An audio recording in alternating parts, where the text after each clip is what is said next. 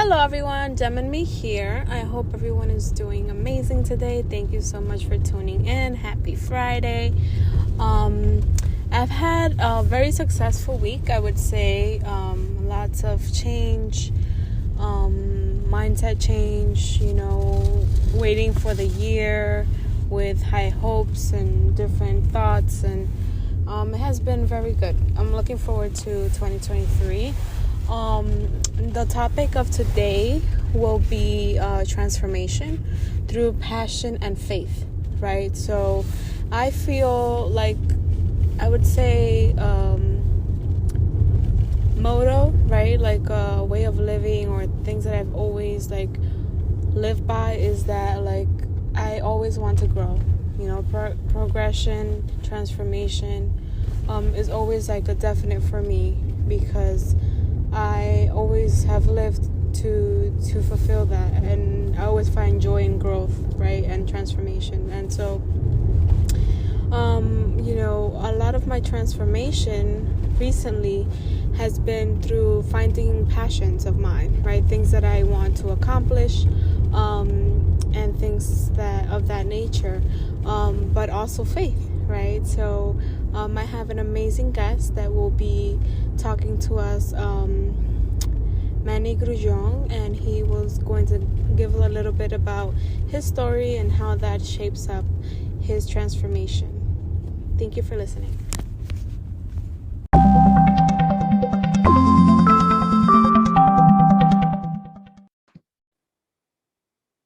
Hello, everyone. Thank you so much for being here today. Jam and me here. Today we have a friend, a colleague, a leader, an inspiration, a mentor. And it's truly an honor to have you here today. His name is Emmanuel Grullon. He is unstoppable, really. He is someone to look up to, and I'm so happy he's here today. Thank you for being here. Wow, I am so humbled by your introduction.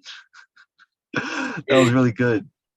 Thank Yeah, that you. was really good. So, Um, again, thank you so much for being here. Could you tell us a little bit about who you are? What are you doing? You can share as much as you like. all right, yeah. So I am a strong, independent man. No, no, I'm really just first generation here in the United States. Parents came from DR. Um, my sisters and I have two, older and younger. I'm the middle child. We all went to school, graduated. And when it comes to career, I was never the type to work a 9 to 5. I did work in Wall Street for a couple of years doing sales. I quickly became, pretty good at it. I was normally like top five, top 10%.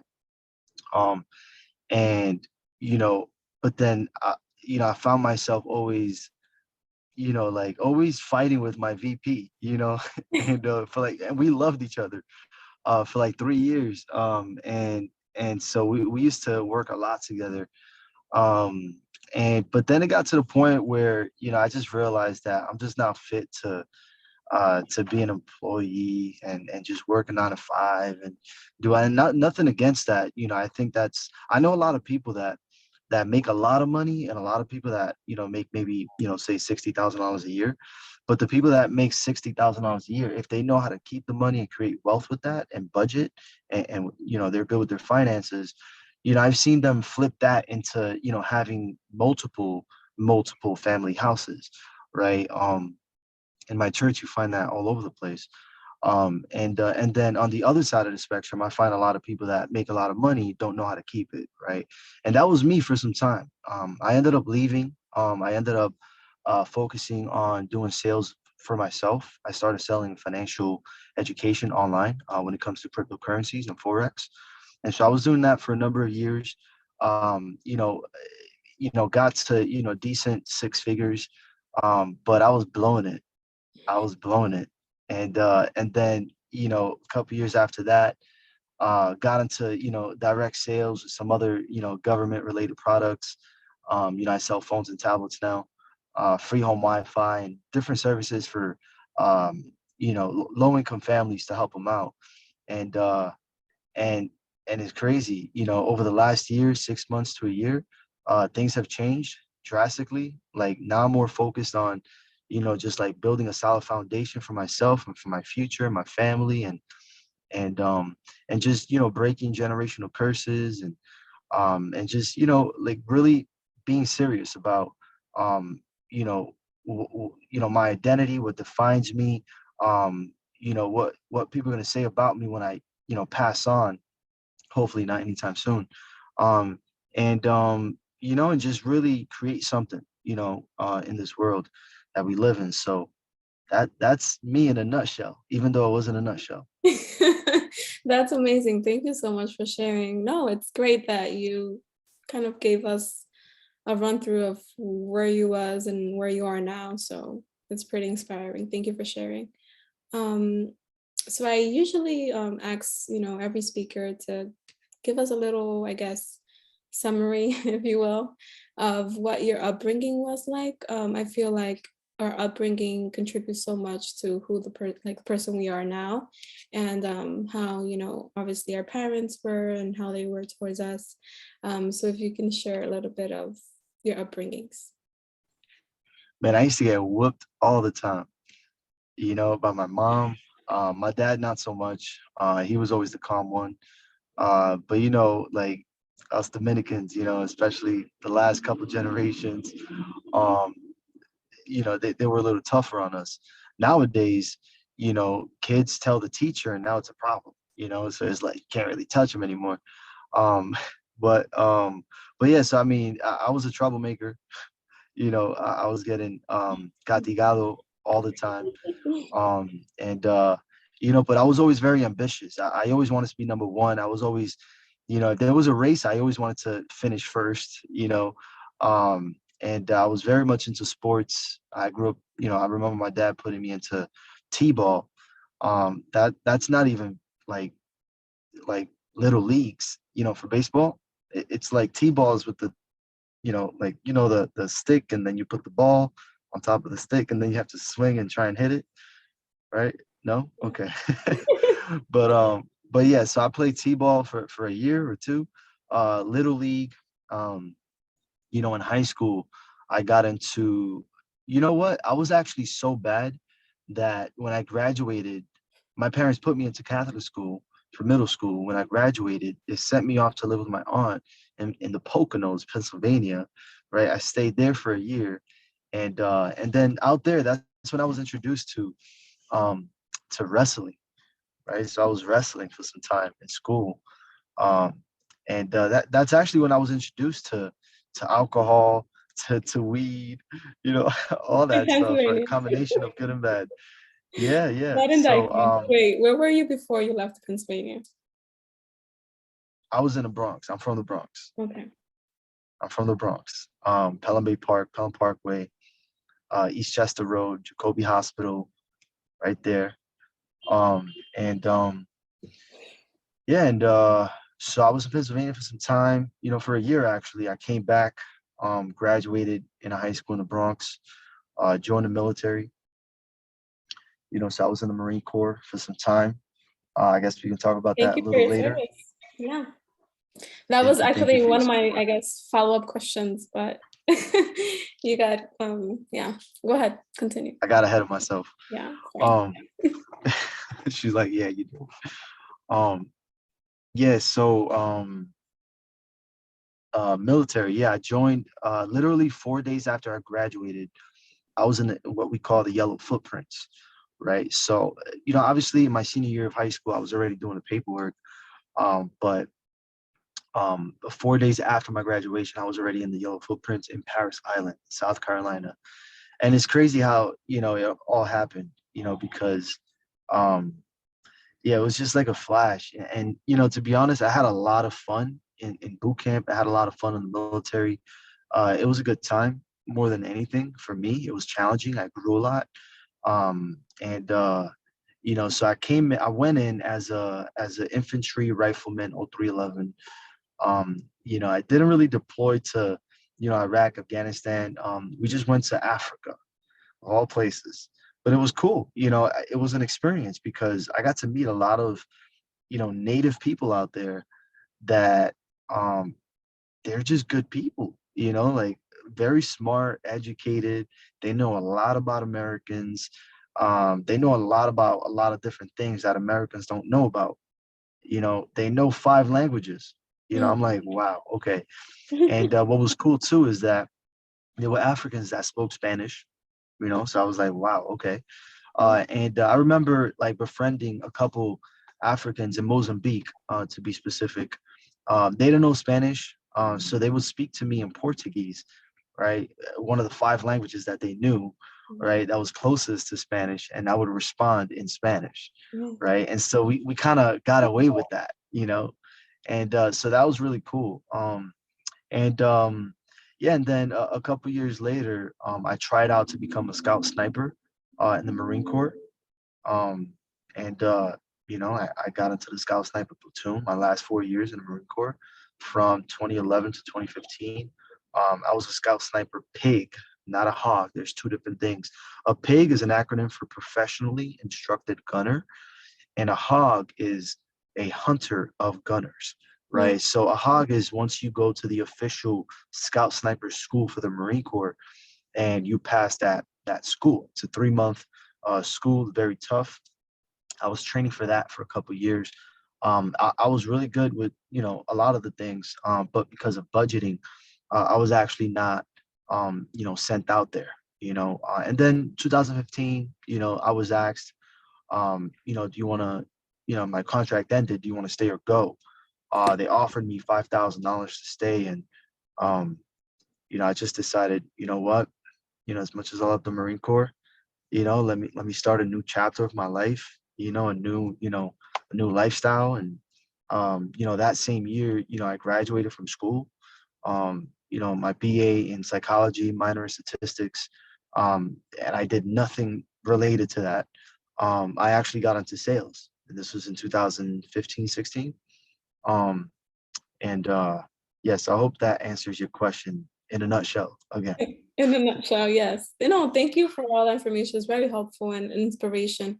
And again, thank you for your service. I feel like my next question was what's a lesson that you learned during your service with the Marines?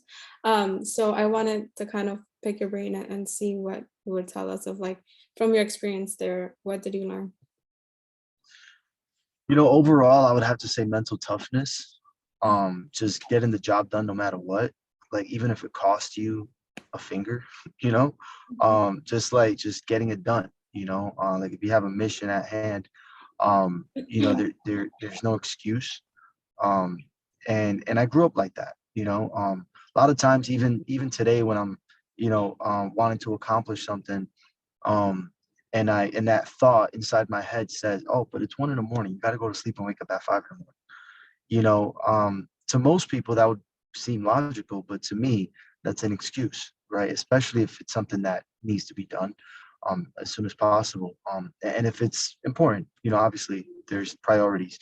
But yeah, so I learned a lot of mental toughness. I've applied that into school, into finance, into different areas of my life. It's just grown in general, which I think attributed to some of the little success that I have right now with my direct sales business, and my health, and different things that I'm doing today. Thank you for sharing that. And would you share with us 3 core values and beliefs you live by? 3 core values and belief. My first one is obviously Jesus first. Like that's my rock. It's my everything and my savior. Like that's who I rely on, and everything is based on Jesus, with Jesus in the middle of everything. And so that's pretty much all I need. There's no second or third principle, but obviously there's more. And so that's that. Really keeping your word. And I'm a true believer that a real man is somebody that keeps his word. And and is just transparent, even if it hurts. And just if you don't really mean it, don't say it. And if you do mean it, say it. Wise people, it was a quote, something along the lines of a wise person stays quiet, and only speaks when they have something to say, right? Foolish people, um, they speak just to say something, Mm. right? So it's the reverse, you know. And so I just wanted to add that in there. But my Mm. point is that if you don't really mean it, if you're not gonna stand by it, don't say it, right? And if you do, now you gotta stand by it, right? And if anything changes, just be transparent, you know, just let it out on the table. Um, and and it's tough. It's not easy, even for me sometimes. Even though I'm saying this, I am perfect, right? I sin all the time, you know, but and it's a challenge. And there's a lot of growth in that, a lot of honor in that, a lot of nobility in that.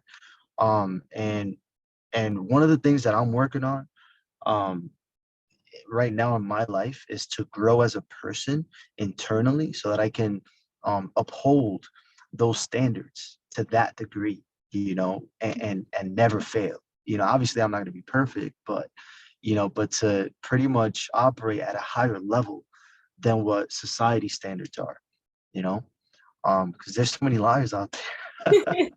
I agree. I you know. agree. Thank you so much. I feel like it's so inspirational. And like you said, I feel like we have to do the inner work to be able to, perform in those standards that we have for others. We should also apply extra, I would say extra to us.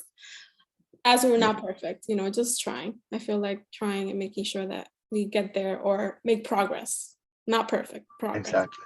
Yep. Um, okay, so what has been a pivotal moment in your life that transformed you to the person you are today? We have a lot to grow, right? But I feel like you've in this level of your life where you have changed and you feel like you're in a good place and you're living by your purpose, right? What has been a pivotal moment that kind of got you there? So it was actually not too long ago. I mean, I've had different transitions throughout my life that's gotten me to a different level of life, and then another level of life. But over the last this year, actually in January, when I moved to Jersey, that was a bit of a transition, a pivotal moment, in my life psychologically, and internally, because I'm from New York. I had moved down to Miami as soon as the pandemic happened. Loved it, planned on staying there, building, there, which I did for a couple of years. And then earlier this year, I ended up moving back here because of, business fallout, partnership, fallout. And everyone contributes to everything, so I'm not like, I definitely contributed to that, they contribute, so it's like a whole melting pot of just opinions and feelings and ego and pride and all that stuff. So I decided to kind of step back, and in stepping back I moved up to Jersey again, or to the Northeast, this time in Jersey. And then that whole transition, to be honest, it wasn't easy to adjust to, because I didn't want to be up here at first. But God works in mysterious ways, man. Like when I moved up here, I tell people, Jersey is where I found Jesus. Oh, Jesus, Jersey, Jersey, Jesus. I love Yeah, I'm always joking around about that it. because I grew up in church. My parents put me in church since I was a little kid. Just a couple years ago, before the pandemic, I was going to Hillsong for years, 5 years. While I was in Miami, I was going to VU Church with Pastor Richard Wilkerson. Now I'm up here at Church Alive in Lyndhurst with Pastor Anthony Fleming. And the whole community and the structure and the foundation that they have at that church really made an impact in my life, right? So much so that I pretty much like dropped a lot of friends. I dropped a lot of things in my life. I dropped a lot of bad habits in my life, and pretty much dedicated my life. Dedicated everything, my thoughts, the things I think about, the things I say, the people I talk to, the places I go to. I've surrendered it, and pretty much, I've allowed myself to let go and be led by the Spirit of God, you know. And I'm in Bible college. I'm learning a lot. I'm able to like talk about the things I'm learning to other people and allow them to get something out of it. And it's just an amazing journey that I'm in. Still the beginning stages. and just learning and growing. But yeah, that's been, I'm still in that transition, right? Yeah, I'm still in that transition. I think that transition never ends. You're always transitioning, you're always growing.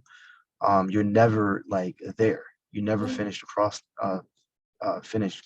the line or the finish line. Yeah. exactly. Yeah, I So feel like we have different, I guess, rebirths or like phases that kind of start from scratch or very drastic change, right? That kind of pivots your life. So that's, I feel like that's where we're formed and kind of strength. Our strengths and our really passions come from there because we kind of have to, kind of be, I would say, humble and really like assess who we are and what we want and the importance of what just happened, right? So yeah, it's a great story because you found Jesus, and I feel like I'm in my faith journey as well, thanks to you as one of my I would say faith mentors. I've been able to grow in my faith, and I'm still in, like you said, in the journey, early on still, um, but like being there and kind of changing your mindset of like before. I mean, in our culture, so um easy to live in survival mode or like fear or these like you mentioned before, generational curses and traumas that we have, and our generations are the ones that kind of breaking that, right, for the next generations, so we can be better daughters and sons and parents and sisters and brothers. So I feel blessed and honored that you're here today and sharing that with us, because I feel like it's so important that we're making sure that the next generation is better than it was before. So thank you for sharing that. yeah. No, thanks for sharing that. Yeah. And so through your walk, I know you mentioned, Jesus. I'm sure that it could probably segue into like, what is your purpose in life right now? Like, what would you say is your purpose? My purpose, my calling, I would say right now is to really, I mean, we all have a similar purpose, like on a grand scheme of things, right? Um, and that's to really minister to people and build God's kingdom. But here, my purpose here on earth is really to be an example and a leader for people that I work with through my business.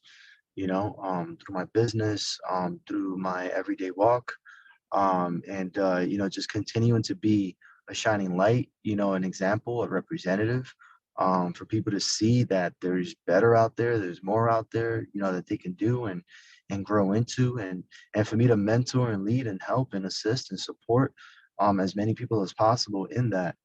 um, there's four quadrants that my group, at church, my church as a whole really, talks about a lot, is financial, relational, physical, and spiritual, right? So those four quadrants, financial, relational, physical, and spiritual, are different quadrants in everyone's life that we should all work on. Mhm. And I want to help support people grow in all those four quadrants.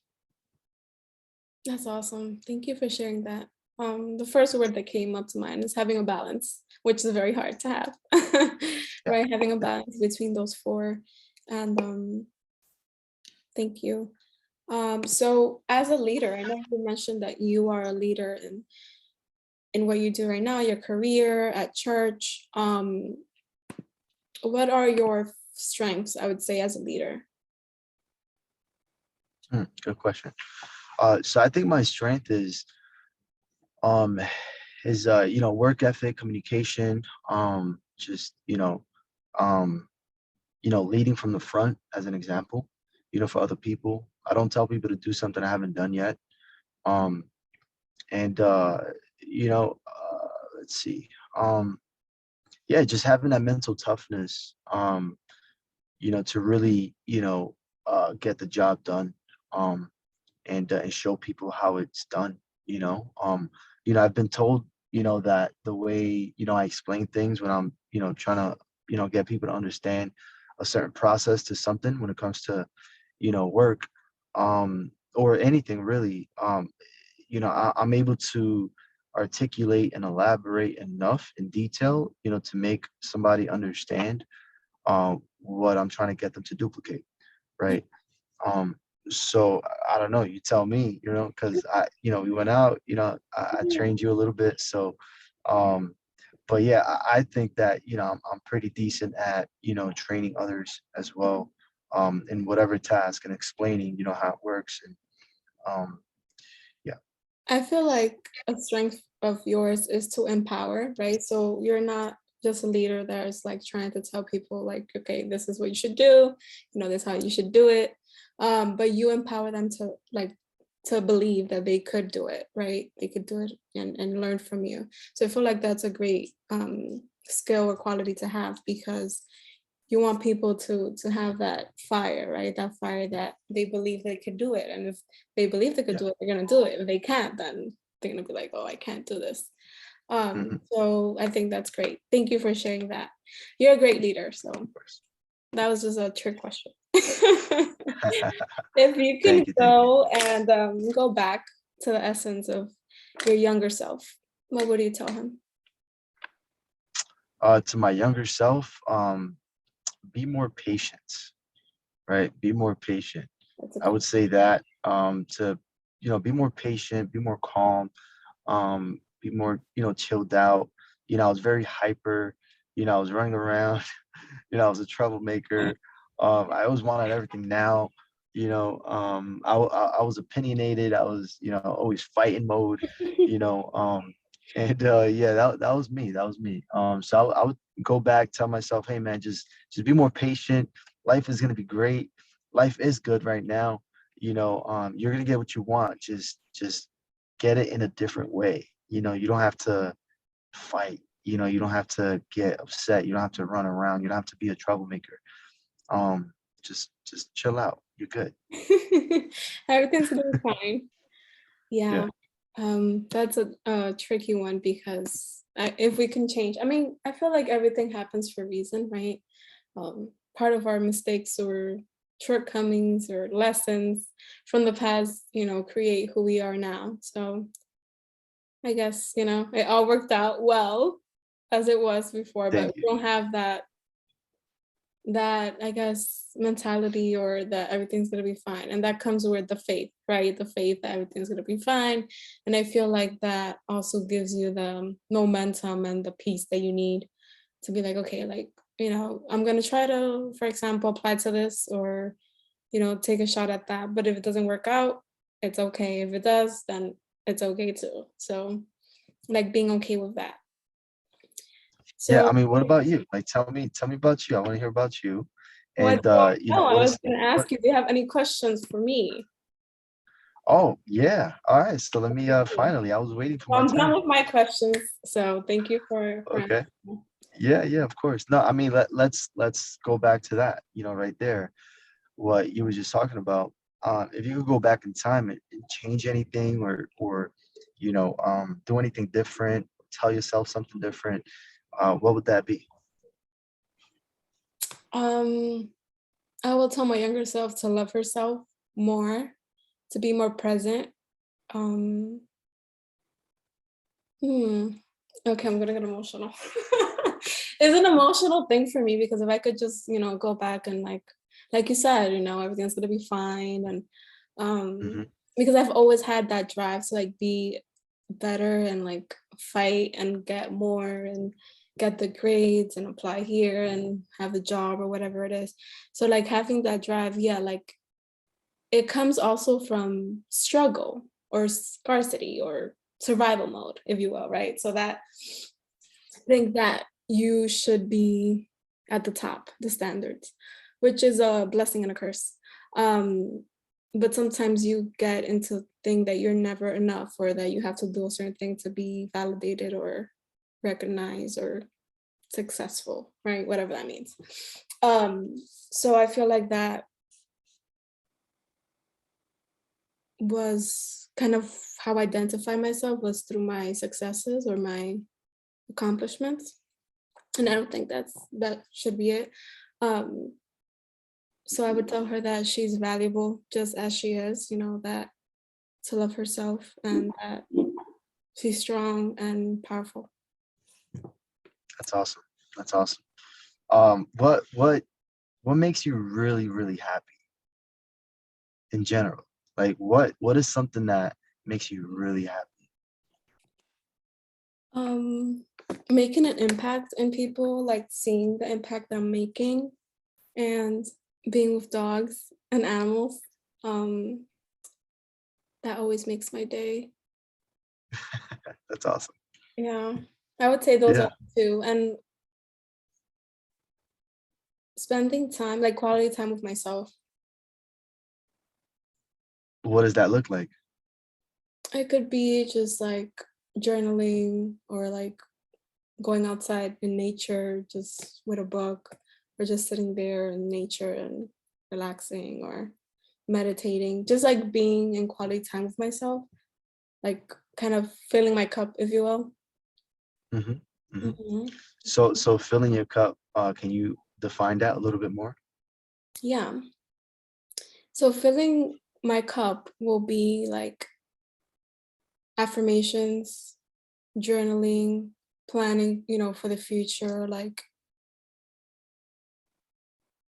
kind of affirming affirmations kind of, but like affirming that everything's gonna be okay. And that has recently turned into reading the scripture, or talking to friends about scripture. So I feel like that has recently been a way of me filling my cup. Um and before it wasn't the case because my family is not religious. We just went to church maybe in Easter and Hora Santas and things like that, right? So when you don't live or are raised in that, faith, then you don't know it. You don't know how to kind of approach it. You don't recognize it. You don't look for it because you don't know what it is, right? Um, so as an adult now, being able to walk and know and learn, I feel like I've been able to apply it more. And it gives me more peace and fulfill within myself. I always say that, happiness, right? Peace, love, all those things that we seek out in the world, or we're like, oh, like this is gonna bring me happiness, or this is gonna bring me peace, or whatever it is. Those things are found within us, like within us, right?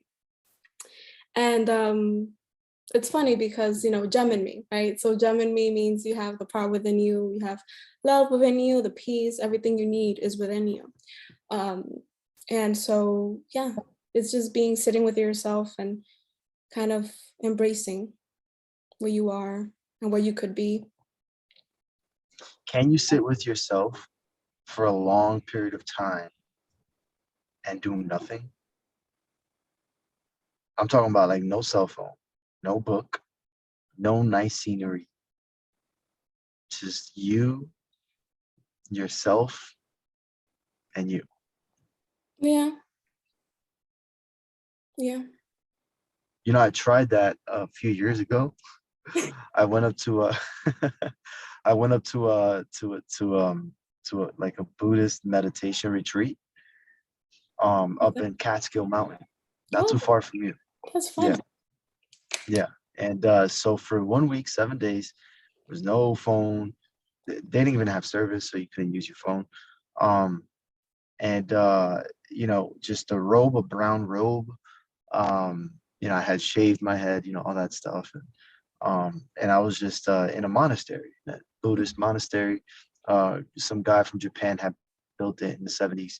And so we were there, just meditating pretty much all day, right? Just sitting there with our thoughts and ourselves right there, cross legs, um, and just meditating, we would do a little bit of a like stretching, and like we had to like clean a lot. We cleaned a lot. Like I've never cleaned that much before.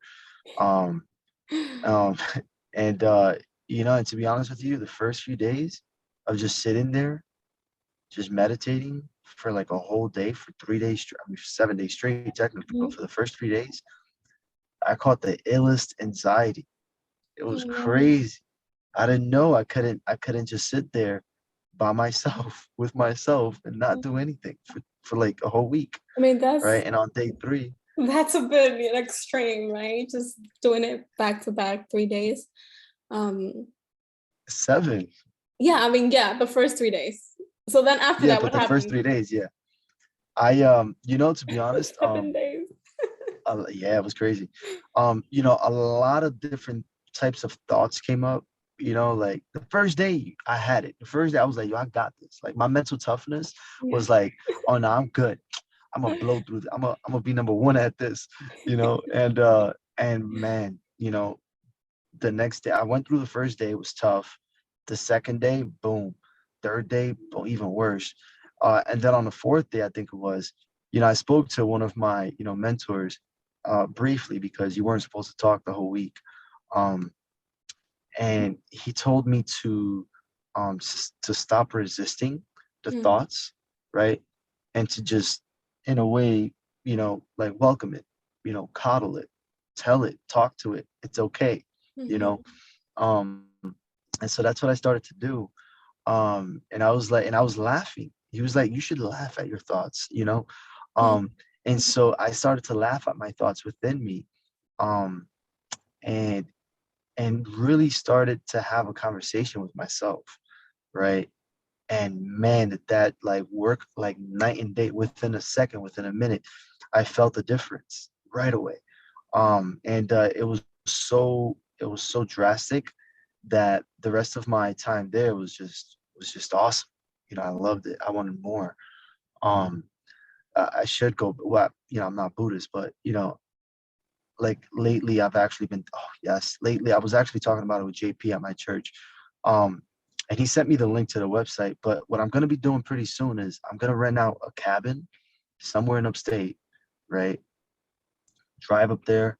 I'm gonna turn off my phone, leave my phone in my car or something, and just go in there and just meditate for an entire weekend, right? With just me, myself, and God, right? That's it, I right? love And it. because I haven't done it since then, and I'm really curious to see how, you know, my body reacts to that. Yeah. So that's why I asked. Yeah, actually, I mean, 7 days is pretty extreme, but I'm glad you did it.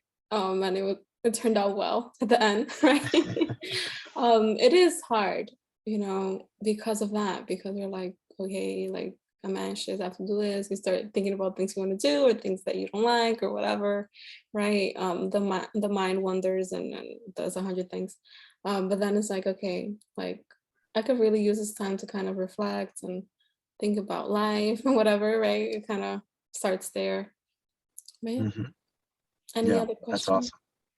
Yeah, yeah. I wanted to know, um, what makes you afraid? Hmm.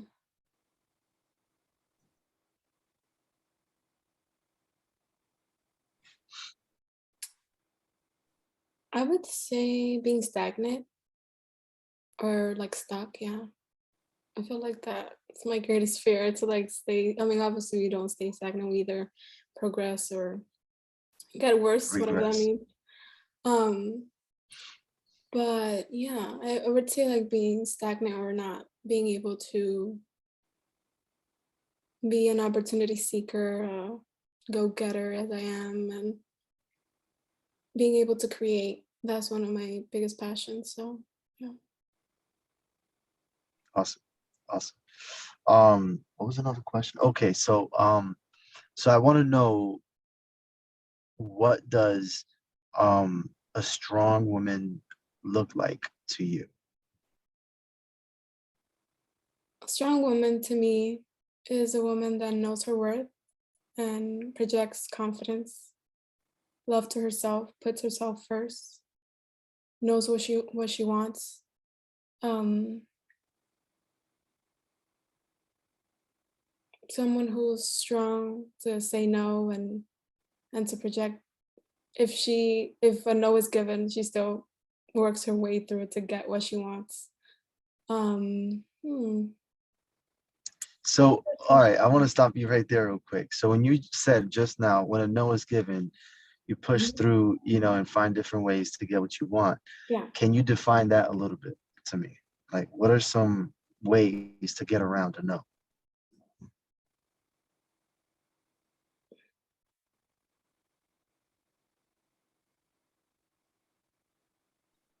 So I know, I don't know. Right now I'm thinking about like a project or an event you want to create, and you reached out to a couple people, and they're saying, "Oh, like that's not, that's not possible, or I don't see that happening," or whatever. I don't know. People being, Yeah. optimistic about Mhm. whatever thought you have, or a project you want to create, and you still find a way like to make it happen, and maybe not with them, but you still make it happen and have the outcome you wanted. Okay, so meaning that if one person says no, you're gonna go to, let's say you're looking for like an investment from an investor, right? You would go from one investor to the next one to the next one until somebody says yes to you, right? Exactly. Yeah, Yeah, like the numbers game, like sales, pretty much, pretty much. Yeah. right? Yeah, Okay. everything is sale related with you, right? Yeah, right. Yeah, it is. It is. I'm over here trying to talk about life, and I'm bringing it right back No, to I like sales. the investment part because I have a nonprofit in the making. And Gem and Me is a business of that I'm creating, and the podcast and everything else is coming. So it's a good example. Thank you. Yeah, yeah, for sure, for sure. Yeah, I'm actually creating a nonprofit myself with my accountant. I'm gonna create it because I want to raise money, for certain causes. And I want to, get boots on the ground, kind of, in it dirty and just put my hands on it and really like make a change and not just donate, not just donate to other people to have them do that, but yeah, so I'm actually gonna do it. And and I'm also gonna do it because I just found out that how you tithe for church, right? 10%, whatever. I give a little bit more.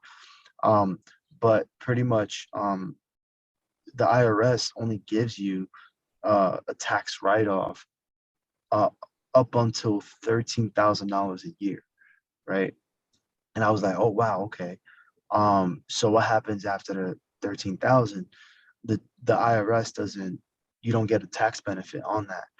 So, I was told that if you create a nonprofit and pretty much use the nonprofit funds, the funds that you put in there, to, you know, like fund churches and stuff like that, um, they'll, you'll get a tax write-off for whatever, millions of dollars, right? So, Mhm.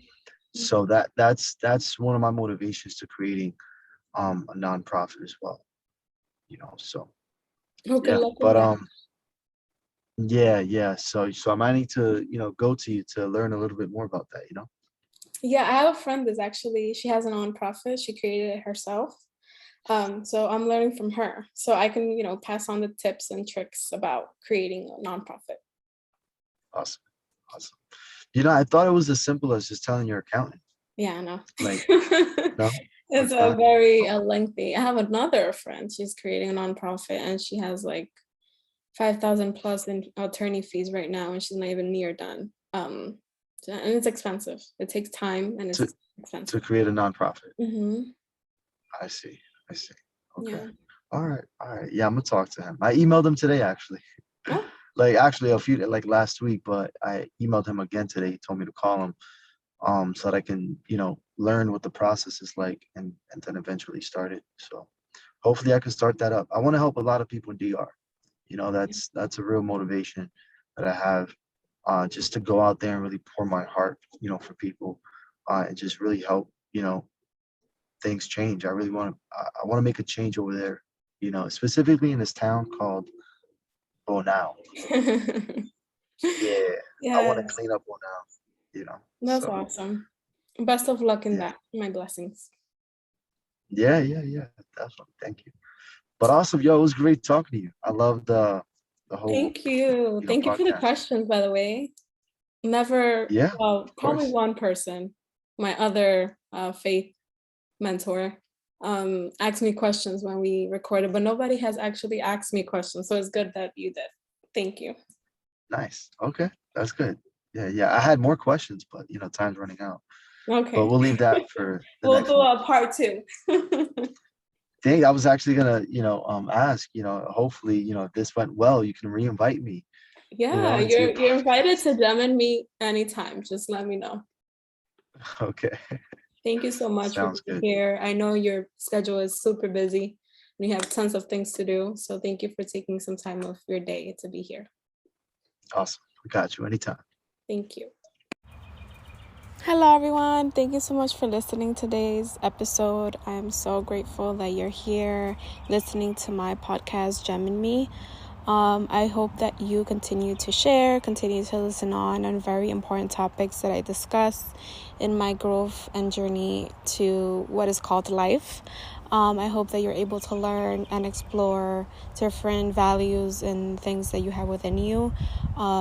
I really hope to serve as a support system and a community to those who need that inspiration in that community, because I know that I needed this,